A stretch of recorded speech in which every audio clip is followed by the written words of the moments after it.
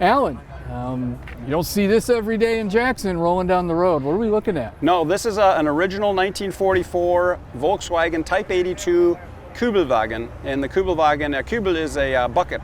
And so it's nicknamed after the original bucket seats that it has in it, because the seats are only held in with two wing nuts, so you just take the seat right in and out to wash out the inside of the car. It was developed by Ferdinand Porsche, designed by him when he designed the original Bug. So it uses the same chassis. The rolling chassis is the same as the original Bug, but has a beefier suspension and a different body that just bolts onto the chassis. And it was designed for the German military in World War II.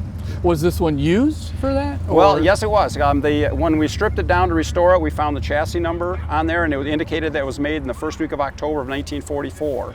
And then the story that I had from the family that possessed it was that their grandfather found it in Belgium after the Battle of the Bulge, pushed off the road in a snowbank out of gas. No damage to it. So nobody was coming around, the Americans were gone, the Germans were gone, so he hooked up his horses and he put it in his barn and hid it until the war was over, 4 months later, and then he used it as his family car, because you couldn't buy a car at the end of World War II in Europe. Wow, what a story. Yeah, when I got it, it had post-war parts on the engine, so that indicated that somebody had maintained it after 1945. So that supported that part of the story. It wasn't he did loan it to a museum in Belgium for over 40 years, so it was parked indoors.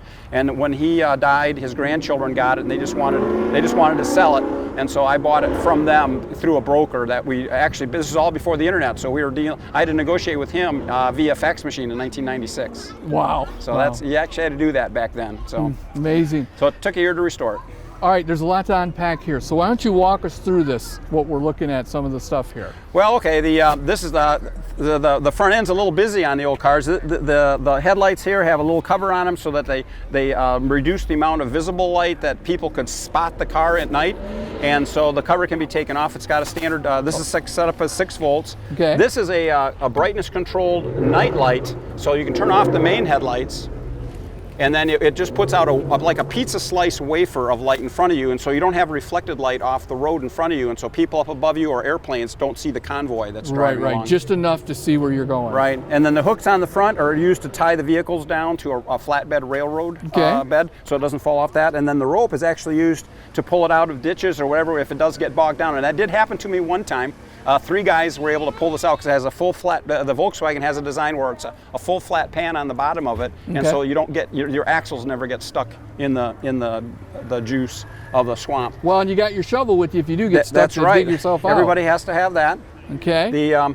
I can point out a little, this was used in a movie that was using the 5th Panzer Division. It's been in a couple of movies, and so we have a little, this is a little marking here on the front, is actually called a Sonnenrand. Right. Notice how it's angled and it's spinning, it's circular, and that's a 1,000-year-old good luck symbol for the Vikings. And that was the nickname of the 5th Panzer Division, was the Viking Division. And so they put that on for the movie and you left it? Right. Yep.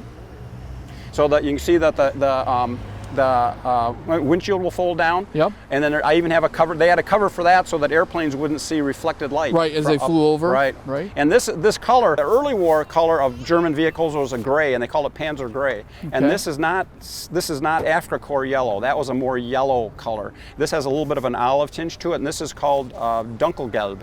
Dunkelgelb is ordnance tan, and all the vehicles, this was the standard color that all German military vehicles after the middle of 1942 came out. And then the shops out in the field had more Dunkelgelb, and they had a brown and a green color. So then depending on their local train, if they wanted to paint it for camouflage, they would apply those other colors over the yellow, the Dunkelgelb color.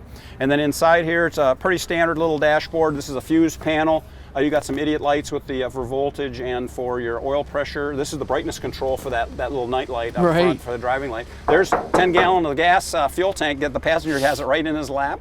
Bullets in this would go in, it's not armor plated, so bullets would go in one side and right out the other anyway. Or through the tank. Or through the tank. And the American Jeep, the fuel tank was underneath the driver's seat, so I'm not sure which one I'd rather have. It's a toss-up in that case. You can see I've got lots of gear kind of stowed here on the rail. And then this is a rifle rack, because this would carry 4 men and their equipment, and so this is hold rifles for the soldiers. And this is actually a resin cast rifle that was made by the art department for the movie Saving Private Ryan. And so for the stuntmen, they didn't use original heavy equipment. They would use the lighter weight rifles, and so that they wouldn't get injured when they were jumping out of vehicles and when they were in an explosion or whatever. The seat in the back here, this is the trunk area. The engine is so small in a Volkswagen that this is the trunk area, so you can have your gear, your packs, and all of your loose gears in there. And the side storage, there's windows that pop in these little simple holes. Everything is manufactured very, very simply. It weighed about 700 pounds less than the American Jeep. It was designed in such a way. And so you got the suicide doors with a very simple piano hinge. And the seats all come right out. They pop right out for cleaning because the floorboard is taken right out when you take the seats out, and then there's 2 scuppers in the bottom that open up a drain hole about 3 inches across, and you just take a bucket and just wash them out. Then in the back, you can see it's got great. My wife was always asking for a German convertible, so I finally got one for her. Yeah, I see that. So it's right there. And then this is an interesting tail light that I'll drop down. The Germans developed this before World War II, and the Americans just adopted this about 15 years ago. And using parallax, which is the optical illusion of things coming together like a railroad tracks in the distance. There has this, when you want in a convoy, you want the cars to be not too close, and you don't want them too far apart, but you want them at a certain, like about 100 meters apart. If you're too close, you'll see 4 dots of light in front of you because you can see all these lights. If you're too far away, these 4 lights converge into a single dot of light. When you're just right, you'll see this as 1 light and this as 1 light. So when you're at 2 dots of light, then you know you're okay. Well, that's pretty amazing. Yeah, it's pretty simple. Then the brake light just glows through that little hole there. For daytime driving, then you flip that up like that. That is amazing. But so the engine compartment is just really easy to get to. This is a hitch for a light infantry trailer to go on the back. Yep. You can see the standard. This is a 25 horsepower. It uses the same block as the first VW Bug that was exported to the United States with a 36 horsepower engine. And it has one additional. So this is the air cleaner here. A real simple carburetor. That's a jack. That has the soldiers have to have everything ready to go. So there's an air pump underneath here. If they pump up their tire, you saw the spare tire on the front. So that's what the jack is for. A toolbox over here. And then this little guy here is a can that would hold liquid ether, so that when you're up like in the northern climates, like in Russia, and the temperature's 40 below zero, the car might not start because the gasoline won't evaporate properly. Right. And they didn't have aerosol cans like we have now, the instant start. So what they do is that they have liquid ether in here that comes down to this valve. So you'd mix a little bit of ether with your gasoline. And get her fired. Get her fired up and then shut off the ether. And then it even has a crank underneath here, so you can stick the crank in here and crank the engine if you have to manually start, if you can't pull it out. And that's what that rope up front is for pulling the car. And we had to get it out of some bog one time. 3 guys is all it took with this in first gear to get it out of a bog when it was all the way up to the pan of the engine. Well, and I liked it has the dirt on it, like you're out there using it right now. I do enjoy it. Yeah, it's got a lot of scratches on it. We've used it in air shows, reenactments, military reenactments, and like I said, a couple of movies that it's been in. And so they want it to look like they don't want it to look like a museum car. So when you do loan it or rent it to movie, do they come pick it up? How does that work? No, I'm responsible for it. I'm there. When it's moving, I'm there. Yeah. And I'm often I'm in the movie itself as the driver of the vehicle. They'd have all of the extras and things like that.